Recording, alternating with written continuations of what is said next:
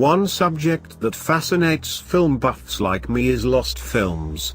More notably, lost silent films, as they were made in a time before proper film archiving and copying, so many films didn't survive. They were thrown away, destroyed in warehouse fires, or deteriorated over time to the point that they could no longer be projected. Many of this mass destruction of films occurred during the World Wars, as the film was often burned to be recycled into materials vital for the war effort. In addition, many studios and warehouses were bombed during air raids. Over 90% of all films made between the 1890s and 1920s are lost. Famous examples of these films include the horror classic, London After Midnight, 1926, as well as the first film adaptation of F. Scott Fitzgerald's famous 1925 novel, The Great Gatsby. For a long time, many of special effects pioneer George Ismailis's films were thought to have been destroyed, but over the years many of them have since been recovered and restored. I work as a film editor, and I have reviewed and edited several vintage films for release. These films are usually in the public domain, as back in the day many filmmakers did not copyright their work, as this was before 1977 when copyrighting work became a law. Many of these old public domain films have been uploaded online. Usually, I review and edit these films and email the edited files to my boss, who then makes them available for download and online distribution onto sites such as YouTube. However, there is one film I have seen which I never bothered to edit. It is a film that continues to haunt me, which I think about each day, and which for weeks, if not months after viewing had a strong and effective influence on my nightmares. To this day my boss knows nothing about it. I have never heard back from the person who sent the unedited film to me.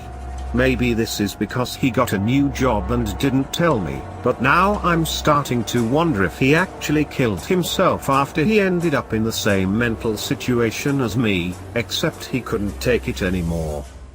The film I am referring to is Enfant no Yeux Noir, a short, 15-minute film by French filmmaker Jacques Moulin, made in 1913.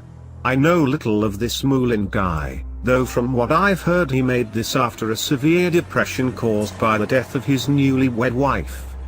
It was his attempt at making a truly surrealist film 15 years before Luis Buñuel and Salvador Dali produced Un Chien Andalou, 1929. The film was rumored to have caused riots in Paris upon release, which was soon overshadowed by the outbreak of World War I only months after its release. Not much is known all about Moulin after that, other than his death date in around 1915. For a long time, Enfant no Yeux Noir was considered a lost film. The last surviving copy of the film was thought to have been destroyed during the German bombing of Paris in World War II. Though the film was lost, there were a few surviving stills of the film that surfaced on the internet in the late 1990s. As of now, only 2 stills are left, both of the same scene. The scene these 2 shots were taken from was set at a gazebo. The first shot was a low-quality still of a gazebo in a garden, where a woman, I think it was a woman, was sitting, she back turned away from the camera. The second shot was of that same gazebo, except instead of a woman in the gazebo, there was a child standing still, facing the camera. These 2 shots fascinated me, and for a long time, they were the only shots thought to have survived.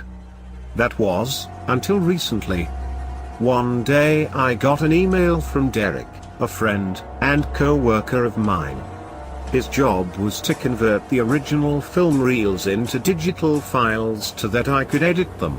I'd already told him about Enfant and how it, like many other lost films, really fascinated me. Of course, at the time I thought that the film was lost forever. But I always imagined, what was that movie like? Sometimes, finally seeing a piece of media that was lost for decades can be extremely disappointing. Like, what if the film was just 15 minutes of Jacques Moulin's daily life, spending time with his wife and family? It could make sense, since movies that just depicted daily, unconnected events with no real plot could have been considered surreal at the time. I would feel super disappointed, and really angry. But Derek seemed very enthusiastic in this email, as the title was "I found IT." In all caps. This is what it read.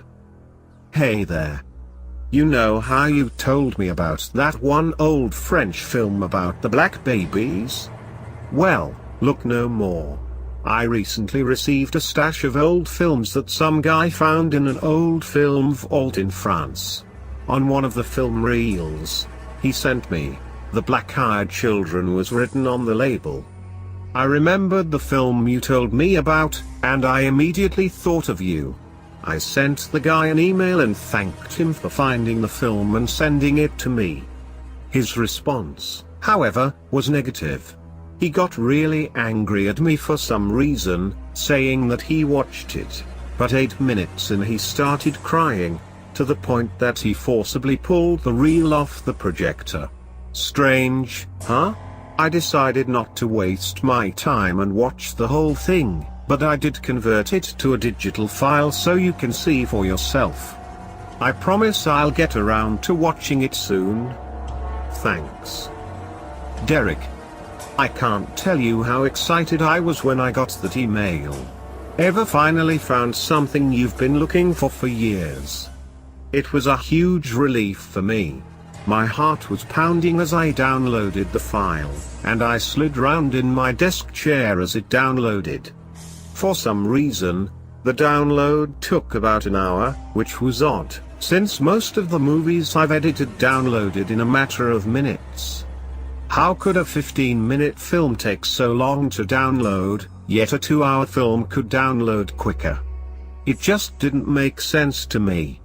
When the film finally downloaded, I clicked on it and opened up in QuickTime Player. And yes, QuickTime took about 10 minutes to load. You'd think that with such a slow download speed and opening speed, that the movie would buffer for a really long time before starting.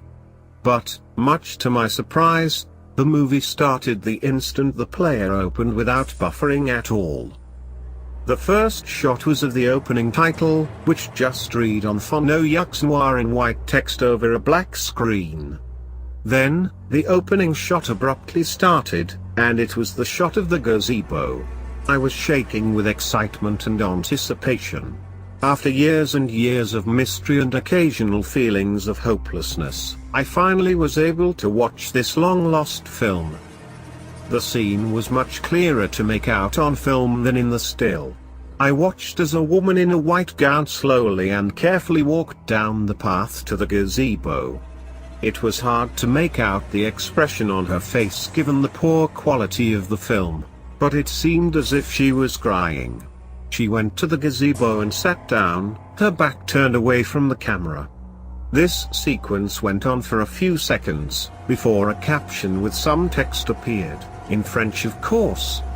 Now, I don't know French, so I had no idea what the titles read. This caption card stayed on screen for about 5 seconds before briefly cutting back to the gazebo. Then, suddenly, it cut to a scene of a man sitting at a small table, with his head down, as if he was depressed. Suddenly, he yanked his head up, his eyes disturbingly wide open, first looking at the camera, then glancing toward the left. It then cut to a shot of a door. A caption card with French word repeated twice appeared, before cutting back to the door. The man opened it, and behind the door was a small child.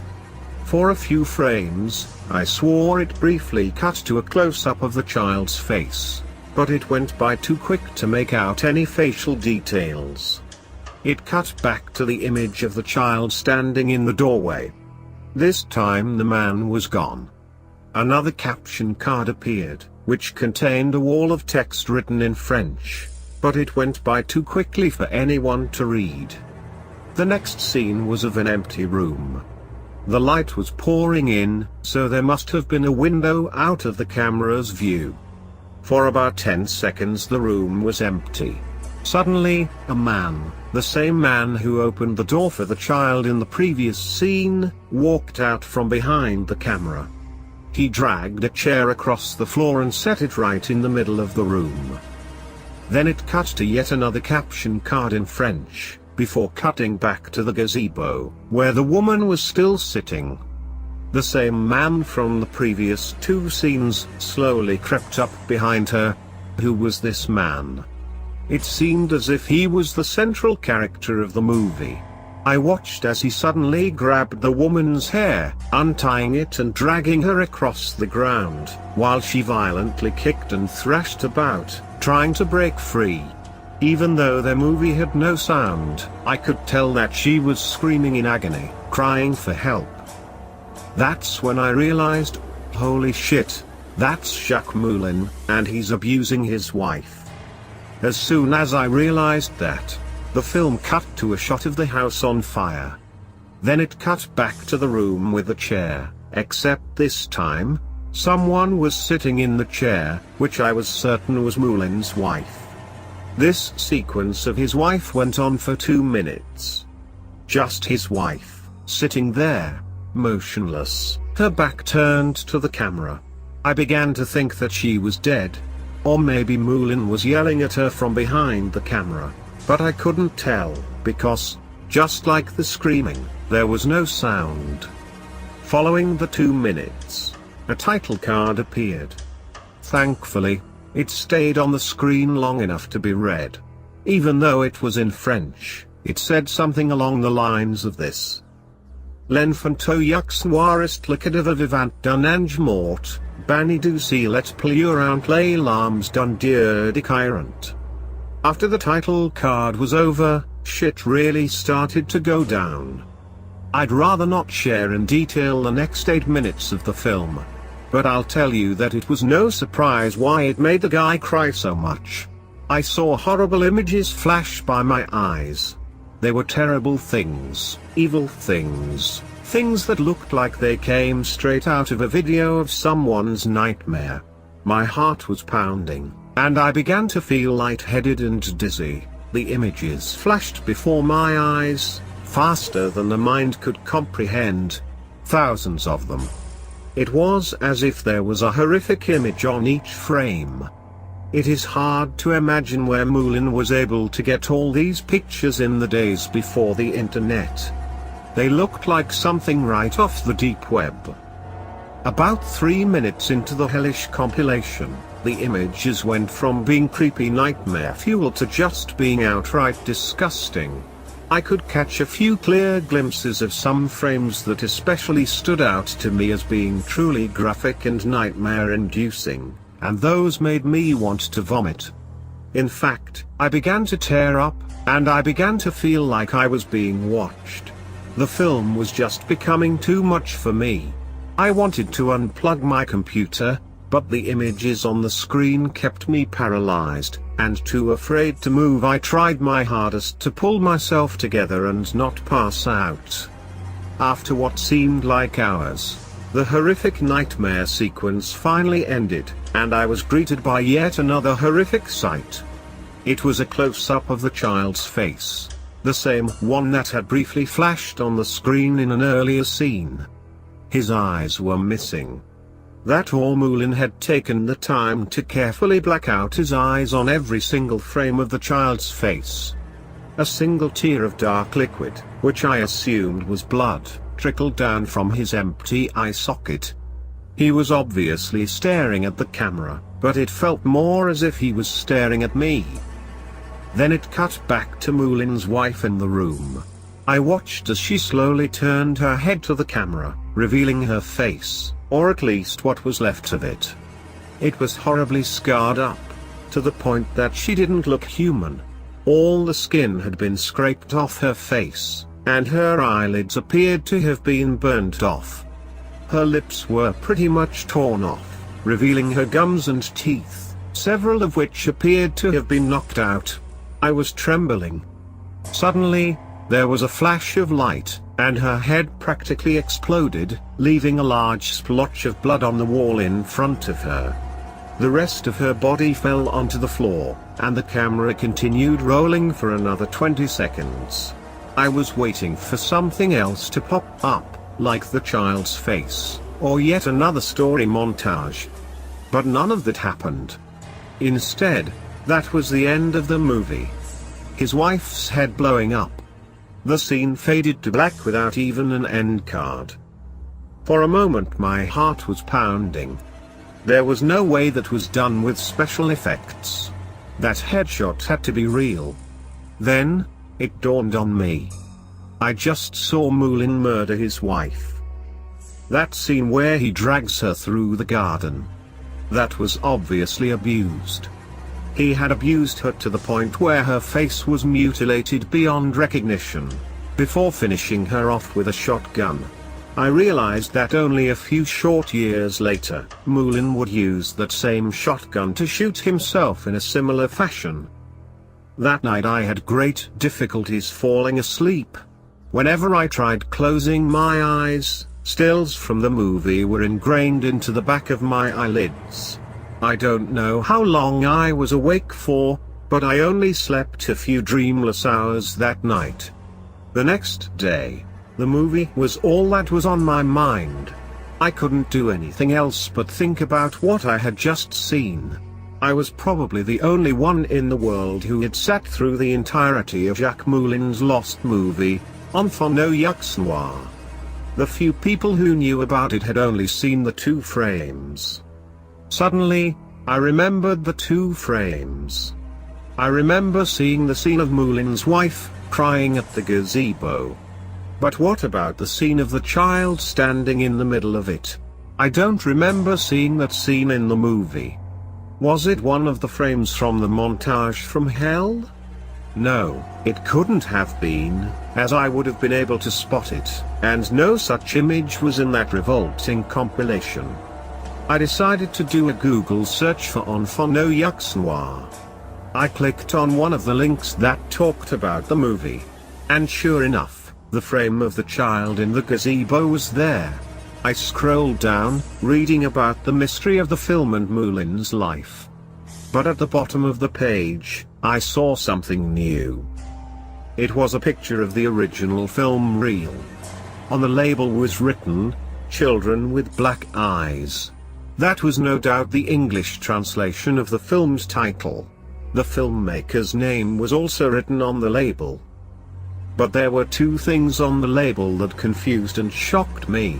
Though all sources claim the film was made in 1913, this particular reel was dated to 1908.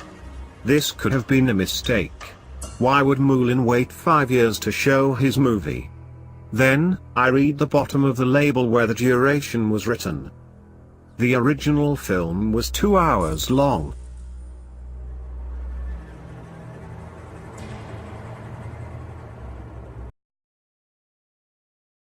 So this all started last night. It's one of those today I fucked up kinda moments. One of my friends is into hacking and shit and said he could easily hook up the Onion links and whatnot to get me on there. He came over yesterday and set it all up. I'm no whiz at computers, so I can't give you the specifics or shit. Anyways, later that night I start the Tor tool and begin going at it. I find a few forums and began poking around. There was this neat little chill to being on the dark web, like sneaking downstairs to play video games when you were young kind of feeling. There's all this shit going on in there. The drug deals were the easiest to find, weed and LSD everywhere. After a while of feeling my way around the dark web, I got into a gang site. I saw they were selling guns and one guy was trying to hire an assassin to kill someone. Honestly, I didn't think the dark web had that stuff, thought it was all a myth. Yes, the guns were cheap. I saw someone explain on Reddit once that if the guns are cheap, it's likely because they weren't clean, nice. At this point I'm a few hours into the dark web. I've seen some criminal shit and all that, but nothing you can't find on the strange parts of Reddit. Then all of a sudden I click on this one dude's username. I hadn't tried that yet. Well, that took me to the child porn forum. Really didn't see it coming. I mean, the shit I saw on there was, I almost puked. There was that moment when my stomach just sank. It was the kinda shit you'd see on CSI or Sites, but not censored and right in front of me. I noped out of there after my eye caught a glimpse of the first pic. I figured it'd stay on for a few more minutes and then delete this whole Tor thing. I really didn't wanna go back to the dark web. It's like walking through those haunted houses. Once and done kinda thing. My heart was racing. I was back on the assassination forum, just frozen in front of my screen. I finally got myself collected and was about to turn Tor off when I looked over at the bottom right of my screen. Someone had sent me a message. The message read, "Listen, you're clearly new here, learn how to protect yourself next time. It's clear you're here just to snoop. That's a bad idea on these forums, that makes you sus. Get outta here, kiddo. We know where you are." It fucking hit me like a Mack truck. I never rerouted my IP or set up the VPN, I just opened Tor and went at it. I was sweating like a goddamn hog. I called up my friend and told him what happened. He told me to unplug my shit and pray. I had been on child porn sites and assassination sites. What the actual fuck was I thinking getting on this site, thing, whatever the hell the dark web fucking is? So I unplugged my computer immediately. I also unplugged my router. My phone has 3G, but it'll be fine for one night. But that dude had said he knew where I was. I was on there for hours. Any one of those guys could have figured it out. The gangs, the assassins, the fucking pedos. I have no idea if anyone knew anything. It was midnight, and the stress and sweat made me fucking tired. I wanted to go back on the internet to rub one out and calm myself the fuck down, but 3G is too damn slow for porn. I say fuck it, and I just try and sleep. But for some fucking reason it was the noisiest night in existence. Not that it was actually noisy, but my ears heard everything. I could barely sleep. I have this old door at the front of my house that opens with the slightest wind. Here I am up at 2 in the morning just beginning to drift to sleep and then slam. The door opens and closes as loud as it can. I jolt up thinking it's them. I don't know which them, the police, the assassins, or the fucking Holy Spirit. I build up the courage to look out the window and it's just the door.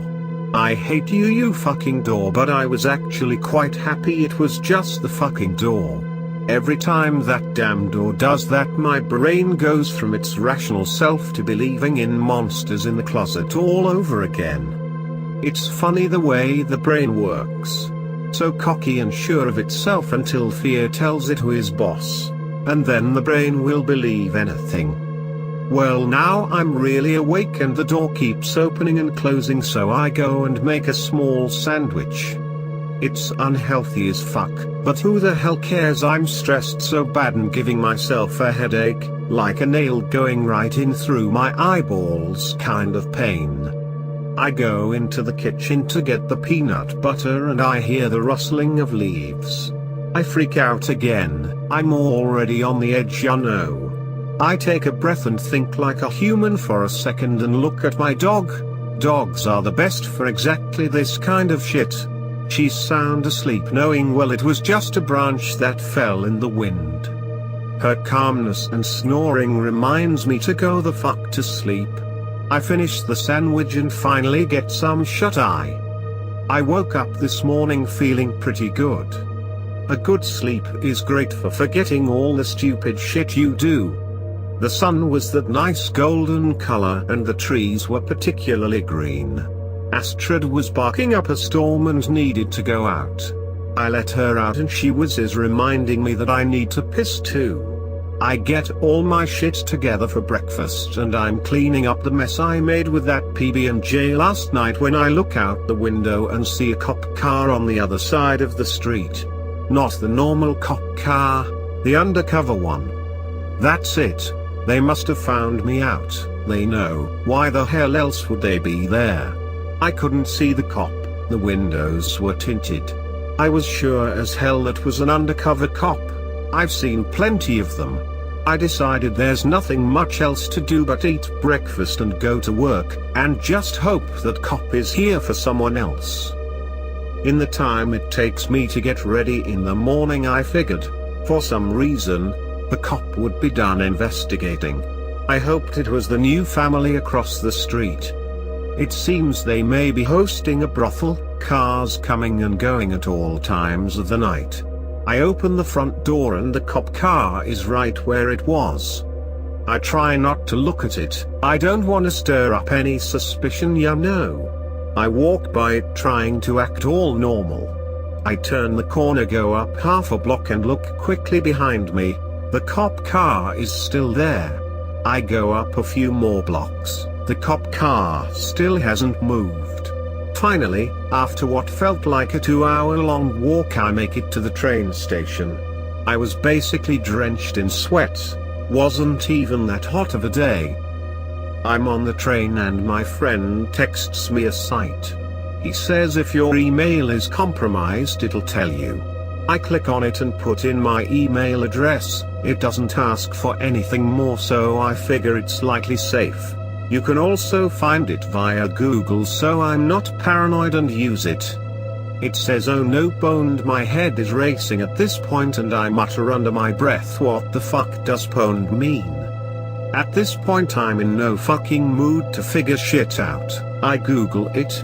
Apparently it means they know my email password. Oh great, oh fan-fucking-tastic.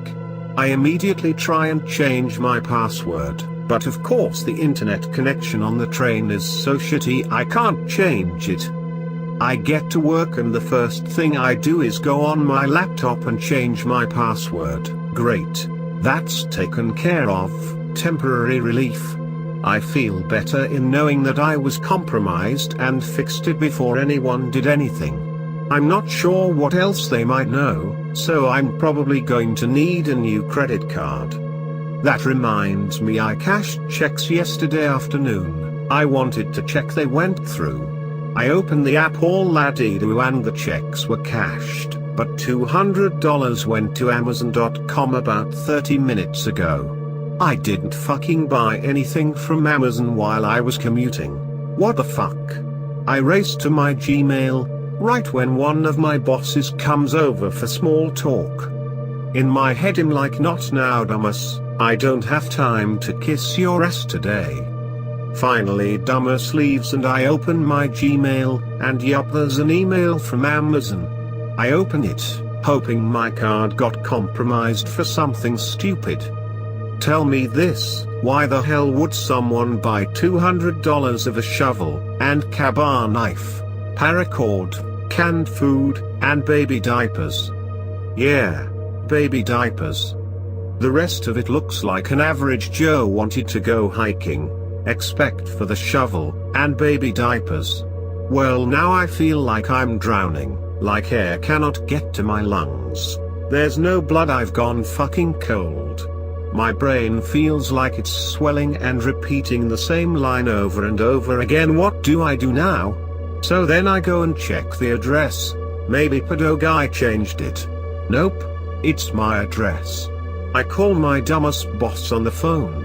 Oh hi Jack, I don't need the scans right hen. No Mr. Smith, I'm sick like a dog. I think I need to go home.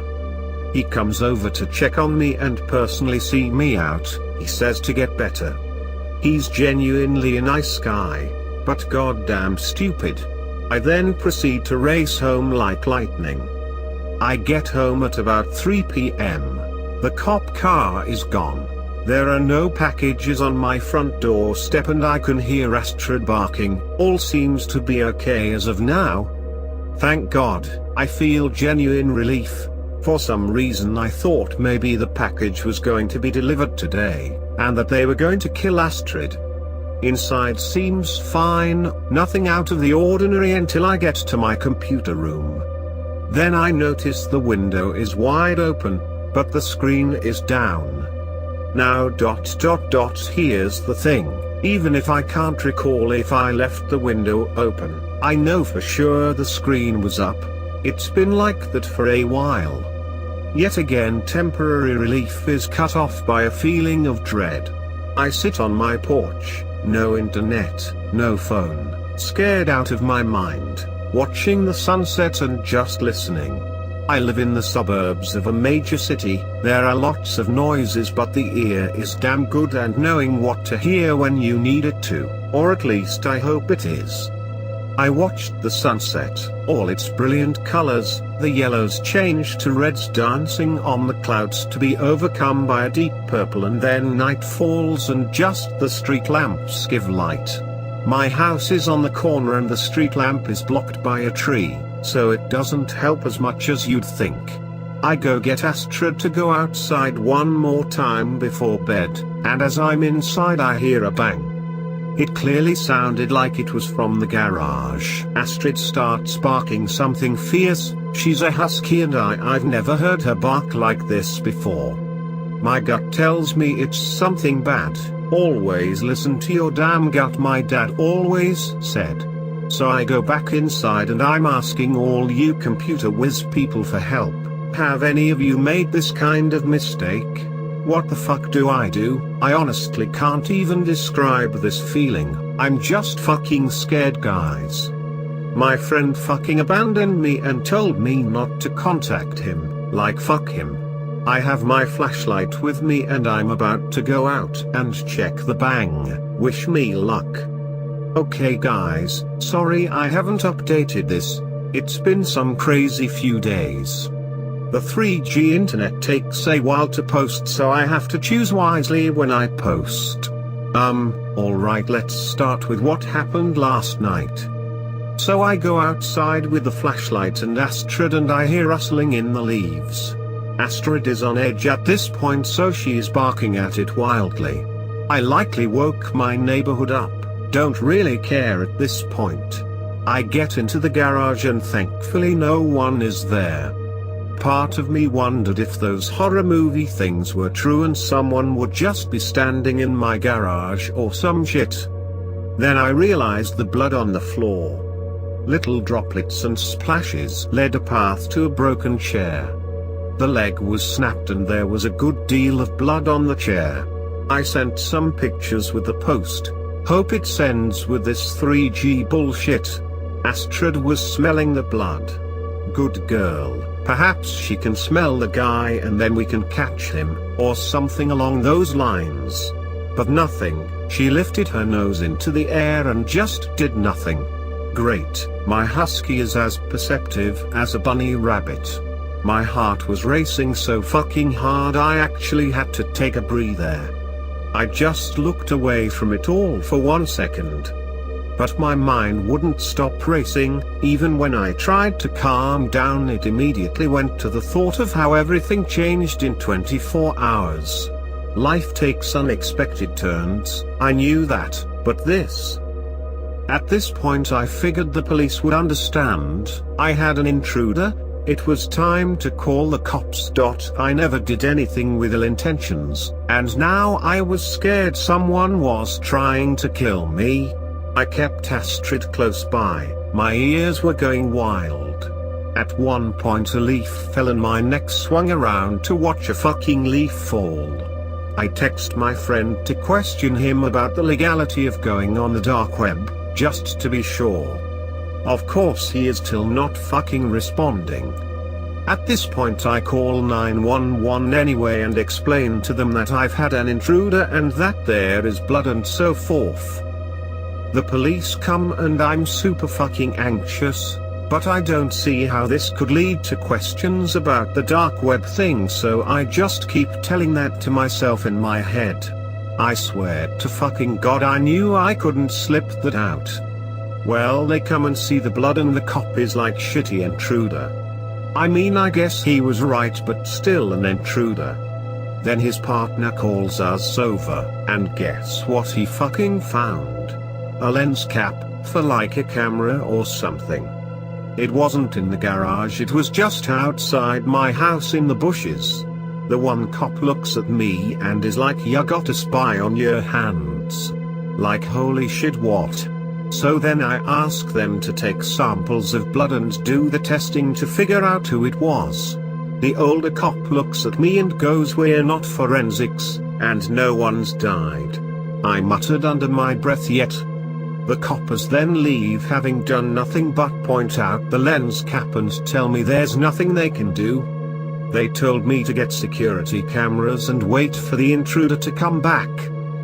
Security cameras sound nice and all, but I've seen on the dark web they had like a whole sharing site for that shit, and I can't hook anything up to the internet for now, so that's a no right there.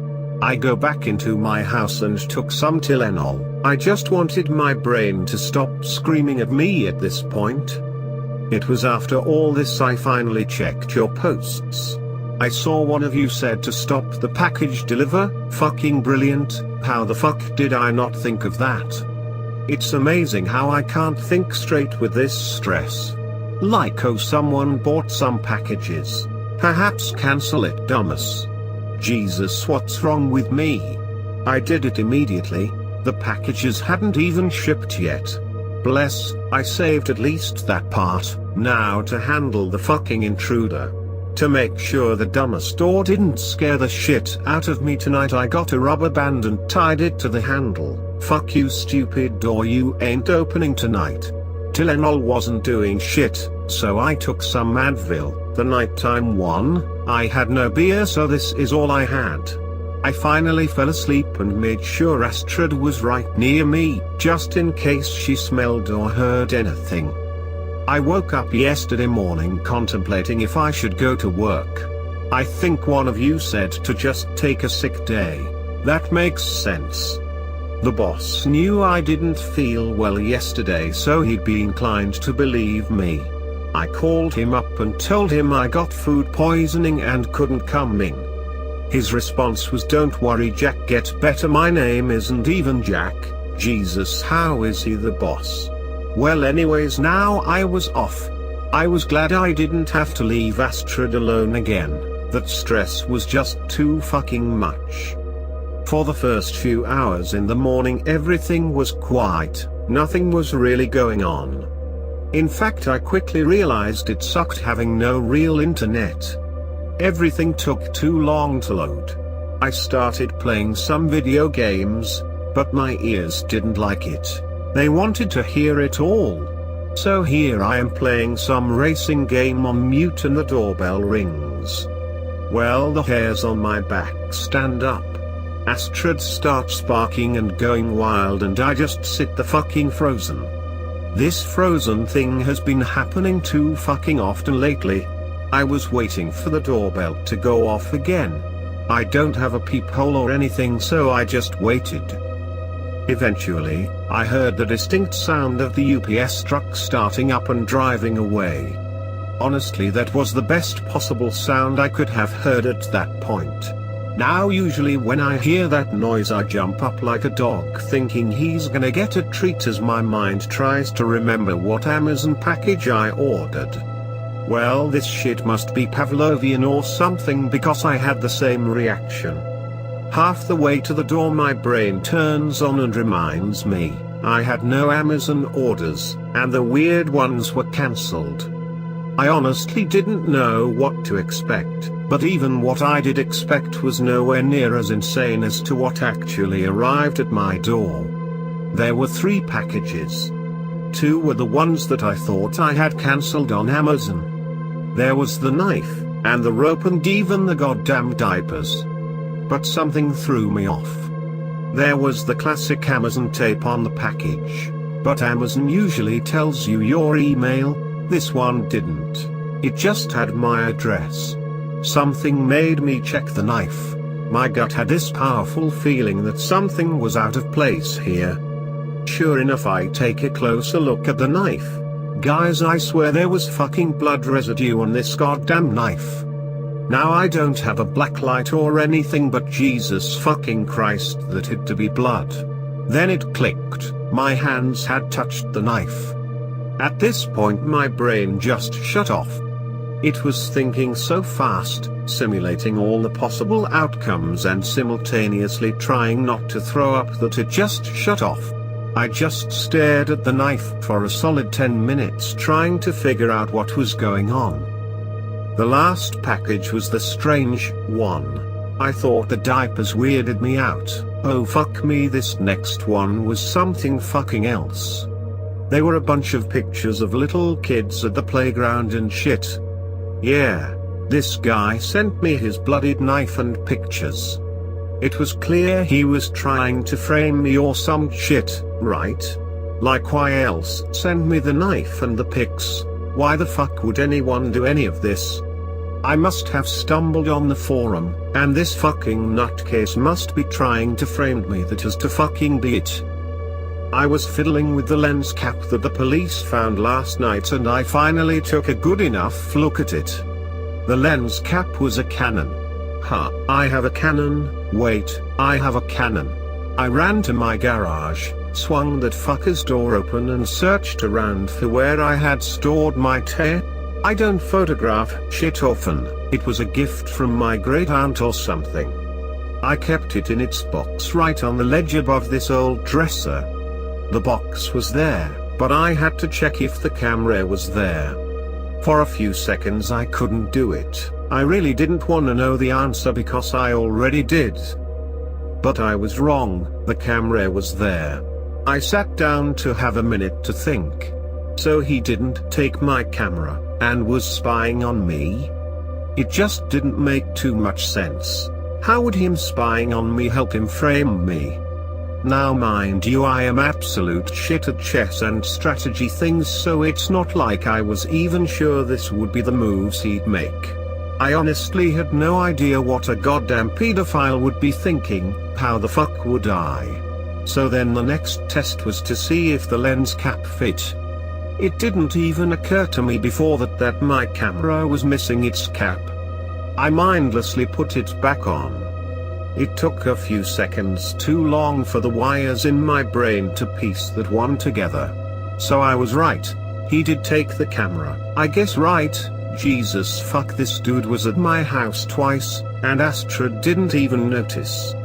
The camera turns on just fine, and there is an SD card in it. So I go to check the SD card and it's empty. I was confused out of my mind at this point. So I start talking to my dog. Yeah, it's always a good sign when you start legitimately talking to your dog. It wasn't cutesy talk, I was legit trying to ask her for help. God help me. So I did take this one photography class years ago in college, for an easy A that wasn't an easy A kind of thing. I do remember my teacher saying something how every camera has a few distinct pixels, like a fingerprint. So I go over to the pics of these kids and I find where the dead pixels are. I find 10 dead pixels. I flip my camera on and take a shot of my garage. It was too dark, so I took a shot of my house. Lo and behold, the same goddamn 10 pixels. I didn't think my heart could race any faster than that time I downed 3 Red Bulls. I was wrong. Then it fucking hit me. I just took pictures of my house and my garage with the same camera that took pictures of these kids. I am so fucking stupid. I mean, how didn't I see that? Why didn't I see that until after? At this point I just broke down in tears. Astrid was trying to clean them up and whatnot. She's a good girl, ya know, really the when I need her. I was lost, guys. I wanted to post to Reddit to ask for help, but I could barely compose myself. I was a fucking wreck. I took a deep breath. I can't make any more mistakes. I also slapped myself a few times. My brain needed to fucking work after this. I seriously cannot afford any other mistakes. Whatever is happening and I need to make it out of this alive and not in prison. I'm sure you guys have realized by this point my brain is not always the for me when I need it. Should I call the police or not? I really sat there and thought about this question for a good hour or so. If I do call the police, will the result be as I expected? Yeah, no. Like, what are they going to do? Think I am being honest about all of this? I mean, I did call the police last night, so I guess they have a record, but that camera cap was my camera. What if that blood isn't even the guy's blood? What if that's part of the setup too? The police would be more inclined to think him lying about all of this. But I don't have a dungeon or a basement or anything like those serial killers and shit have. So I guess I have that going for me. Wait, no, I don't. My great aunt died like 5 years ago. She had no family, so she gave the house to me. I haven't even been there in months. I've been trying to sell it, but no one would buy it. It's out on the island, so that place definitely has a cellar and shit. So I guess that's where the police would think I keep him. My brain ran through these thoughts over and over like some supercomputer trying to find the probability of getting arrested. My optimistic side was trying to tell me that you did nothing wrong. They'll figure out the truth and that you didn't do it, while my pessimist side was convincing me that they'll figure out you're innocent after they've killed you. In the end, I decided that it wasn't a good idea to call the police. Maybe it was just paranoia. But I could not take the chance of being framed for all of this. So what's next? I guess I have to get rid of the evidence, right? So I got a backpack ready and I was going to go out in the forests upstate and just bury this shit somewhere. I would also have to clean the blood, even though the police have it on record that it was there. So I have everything ready and I clean up the blood. I get back inside and I see a cop car down the block. It's just sitting there, but I knew. He must have given them a tip as well. Great, just fucking great. I jump into lightning mode, my adrenaline was going full fucking throttle. I just did not want to go to prison, I did not have enough money for a lawyer, and I had no idea how to get myself out of this mess. I put the knife and rope and shit in my bag and I set the pictures on fire with gasoline. Then they start knocking on the door. Loud, real fucking loud, like I mean business loud. I put on the backpack and Astrid starts going ballistic. I start sweating more and more every second, I tell ya. I really could not fathom what was going on. I used to be a firm believer that humans were blind to drastic change. We've been to the moon and have all this tech and humans just look at it like it's nothing. We're really good at fathoming changes, even when we thought it was impossible to get into space. But nah, I couldn't understand this shit. I was shocked and my brain was just going a mile a minute. I try getting Astrid to come, but she won't. I simply cannot leave her alone. I run out the back door and I unlock the doggy door I installed years ago for our backyard. I hop over the fence to my neighbor's yard. He's from Vietnam and has a shit ton of shrubbery, perfect to hide in even if it brings thousands of mosquitoes. I see the police in my house, their flashlights on and Astrid going insane and barking at them. She wouldn't hurt them, she was never trained to harm anything, or at least I keep telling myself that. I just really did not want them hurting my girl. I mean, in case you're wondering.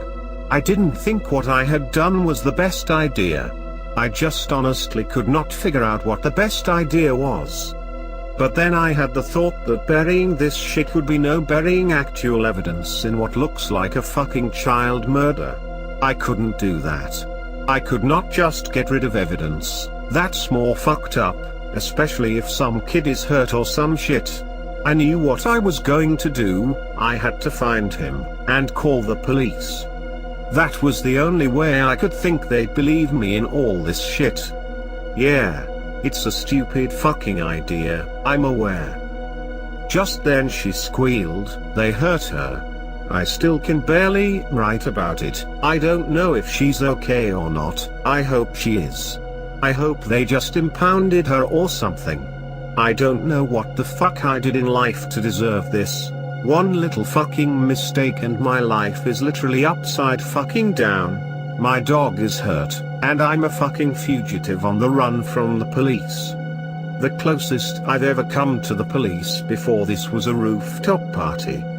I waked as inconspicuously as I could to the bus, got off a few stops later and called an Uber. I arrived at the town a half hour ago.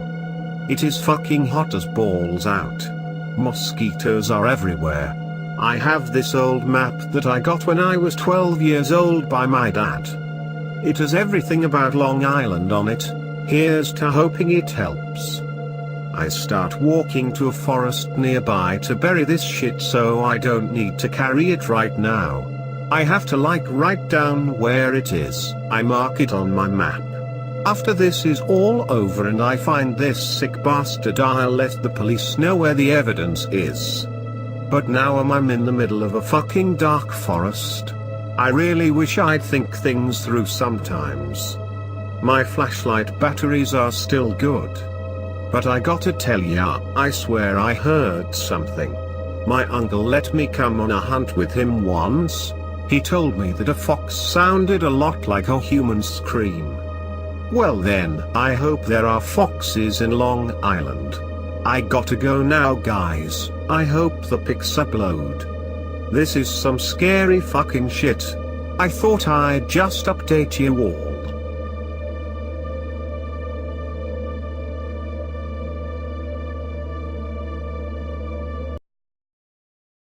I was a student at my local university.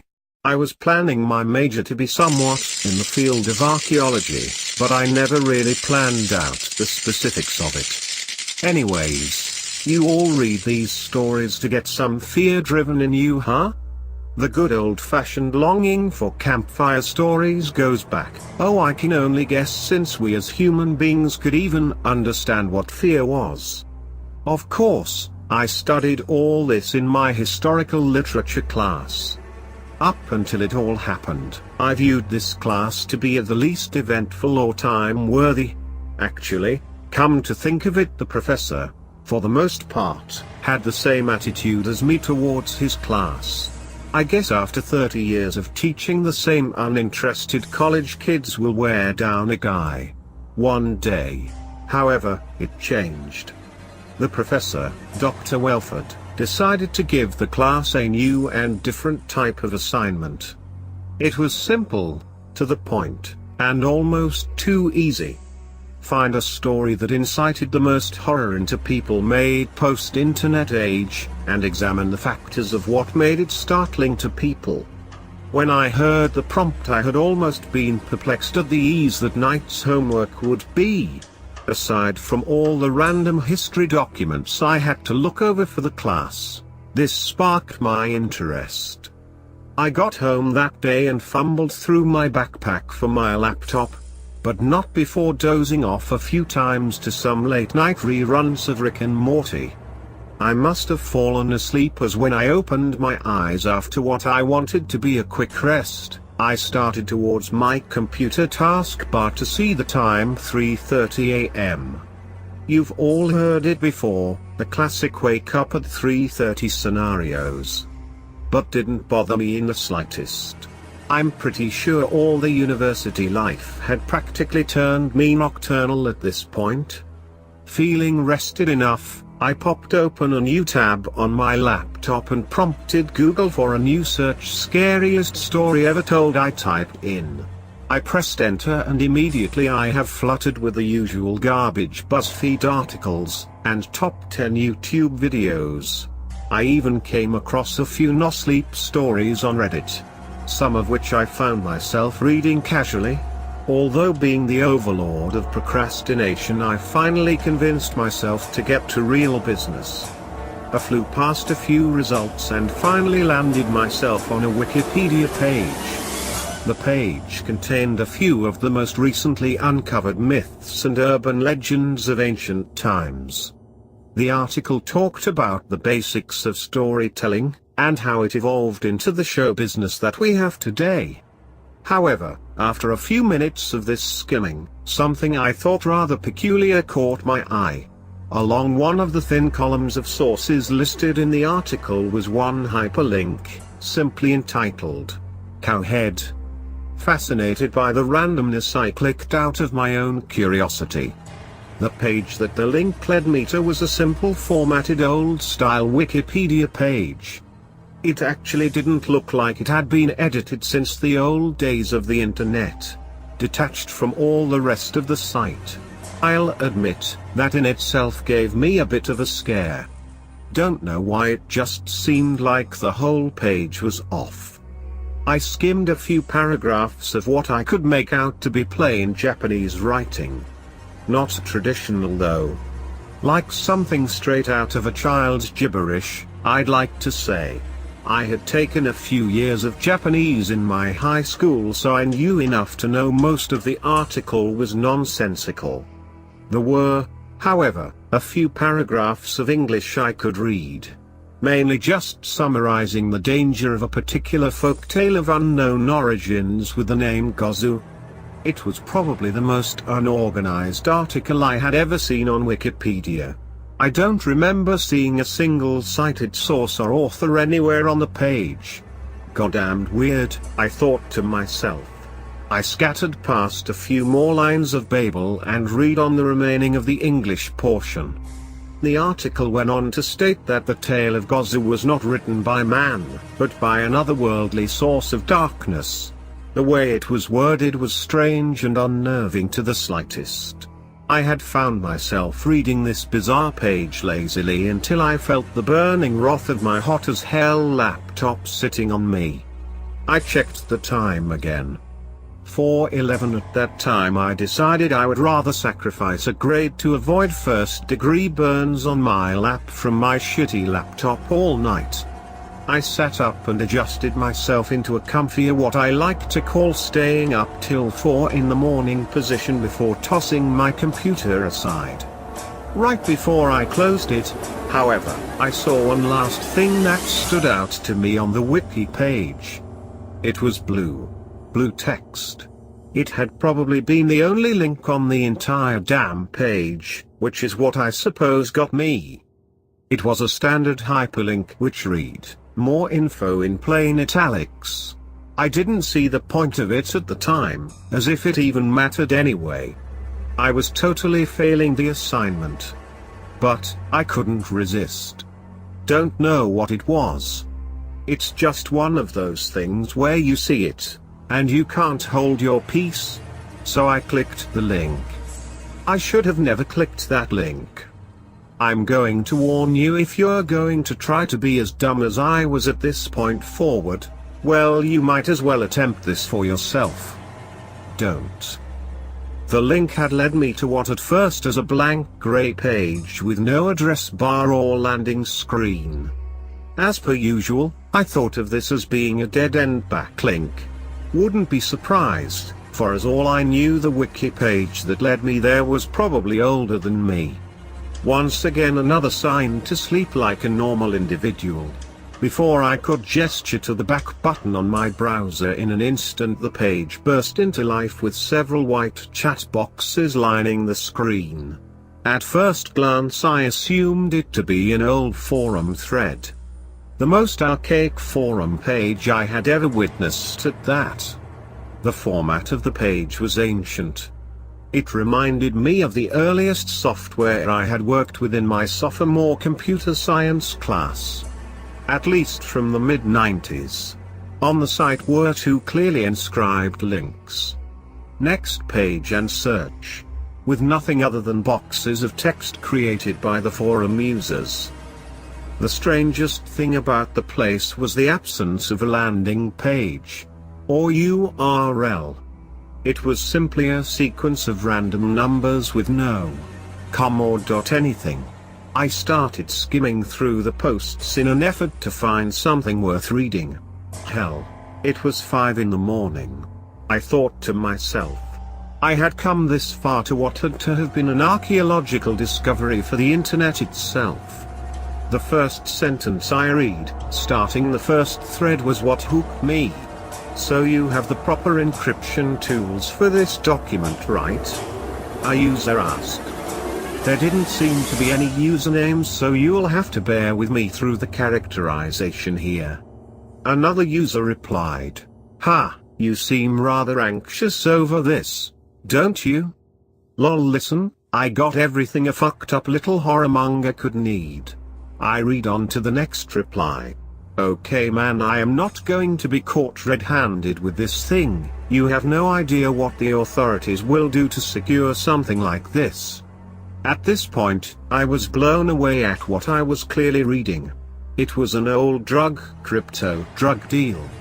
I would assume before any of this deep web crap existed. I went on to read the last reply. "You are the one who has no idea what you've gotten into. Here's the download to the PDF. Have fun." That last bit confused me. Surely PDF files didn't exist in those days. Definitely not download attachments. I scanned the page for anything else until my eye started to a timestamp directly below the post. Updated 1 hour ago. Words could not describe what I felt after reading that. How in the hell could this page have updated an hour ago? I hovered my cursor over the attached document below the last post. For what I could see at the time was nothing but a foreign title to the attachment. As I hovered my mouse, I hesitantly clicked the file, and after a second saw a download prompt appear at the bottom of my screen. I could now see the file's name in its entirety. I wasn't fluent in Japanese. I had spent the latter half of my high school life learning, but once again I could denounce that it was nothing but gibberish. I ran it through my Norton software twice to be safe. Norton could not run the file for some reason. Nothing. Both times. I kept getting a diagnosis error. Obviously recognizing the mistake I could be making, I opened the document up anyways. My default Windows text reader wouldn't open it either. It would simply display the same error message, "Cannot read application." It was as if Windows itself knew something was very wrong with the document and refused to read it. I finally managed to force run the file using the command prompt. The file opened with a rich text document. At first, I didn't know what the hell I was looking at.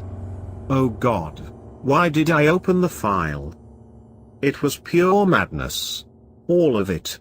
The first thing that got to me was the absurdly large text in pure traditional Japanese. It was obnoxiously big. Bigger than what I thought was the maximum font size for text readers. I could identify that all it said was go back over and over again. I began reading below the ridiculous text. It got more incomprehensible as I went along, but I could understand it somehow. I kept reading. I couldn't pull my eyes away from what they were absorbing. It was evil, darkness, terrible things were flying through my mind as I read on. I kept reading. I didn't know what the fuck I was reading, but at the same time, I understood everything. Unspeakable horrors passed through every fiber of my being as I read faster and faster down the seemingly endless pages of a foreign tongue. I tried to stop. I knew whatever this was, it was very wrong. I had to stop. I tried to pull away with all the strength I had to stop reading the horrific words. I envisioned endless suffering, fear, anguish. Everything in me wanted to escape. I felt as if my mind itself was trying to run away from what it was experiencing. I saw war, blood, hunger, death. It was as if all pain and terror experienced by all humans in history passed through at one moment. I wanted to die. I wanted nothing else at that moment but death to escape the evil I was experiencing. At this point, my eyes mindlessly combed the page as my vision faded. before it all went black. I remember looking down at something towards my left arm. It looked like another arm adjacent to mine. Another arm, but no, not of a human. It was a hoof. The leg of a bull. As I dropped my head, I felt the presence of large eyes barge through me. I awoke the next day late to my first and second period classes. My head had been lying on the rough texture of my laptop's keyboard. I stared up to glance at the time, only to see Windows error reboot on my screen. I had an unimaginable migraine. Feeling lackadaisical and discombobulated, I struggled to fully comprehend what had happened. I glanced at the computer once more. Your PC ran into a problem, and had to restart. I got up and moved slowly across my dorm to my old-fashioned digital clock to check the damage. 10:42 a.m. it read. Shit, I said to myself. At that point in time, I was completely dumbfounded at what exactly happened. I didn't really want to know. At the time I thought maybe I had slipped a few drinks in, as I normally did from time to time. I started to grab my things and throw on a pair of the nicest pants I could find in the first 5 seconds of looking. I shuffled over to close my laptop and drop it into my back. But not before looking at it once more. Your computer failed to boot up. Error code, and then some weird characters I hadn't seen before. I didn't even have any other language than English set up on the thing, so it confused me at the time. But I brushed it off and turned the whole thing off the manual way before scurrying out the door. I did end up remembering that night. Slowly over time, and countless self-forced therapy sessions with the school psychiatrist, I pieced together the events that took place. I can't come to a full rational thought about what I read even now. My mind feels like shutting it all down, burying it all in the deepest corner of me. However, despite my delusional state, I have come to recall just what I read on that document in detail. It started out with a description of an area in what I think is northern Mongolia or Japan. There was intricate detail on a harsh lack of food and water. Death itself seemed to be lingering upon the land. I read about men and women dying, villages being overthrown and ransacked by other villages seeking food. But there was one village in particular. One village of which was in the same condition as all the rest, but there was something different. The men and women were corrupt, cannibalistic, committing unspeakable acts that I actually can't recall in great detail, fortunately. And right at the brink of total extinction of the village, a visitor approached from afar. A creature, or entity, something the story described as a warrior with the head of a bull. The concept as surreal as almost seemingly childish in nature, I know, but it was wrong. Something about it was so wrong, in fact. The villagers attacked it, killed it, and feasted upon the bizarre body of the thing in the last attempt at survival of the harsh famine. The story at this point gets cloudy. Evil poured down on the village. Evil like none other. A type of evil that crushes the malevolent nature of all dictators and fairy tale antagonists. I think it was at this point I passed out. You know that your brain is programmed to simply shut down if it's experiencing too much fear. Too much sheer terror. I know I'm not free yet. I know that no matter what I do, eventually, I will remember more. And more of the story. Every day I wake up I feel more of it creeping in the darkest depths of my conscious being. I need help. And for all of you who I know will be asking if I don't cover it, no, I never recovered my laptop. I took it to the Microsoft store where they had tried every technique in the recovery process. Eventually, it came to dismantling the computer itself. What they found was the strangest part of all this. The interior was in shambles. The hard drive was scratched beyond recognition, the motherboard obliterated, and a several-inch hole burnt through the processor. Whatever had done this much physical damage to my PC, was doing it from the inside out. Please, whoever reads this, I continue to write not with motivation, but out of a burning desire to warn. Don't go snooping around looking for things not meant to be found.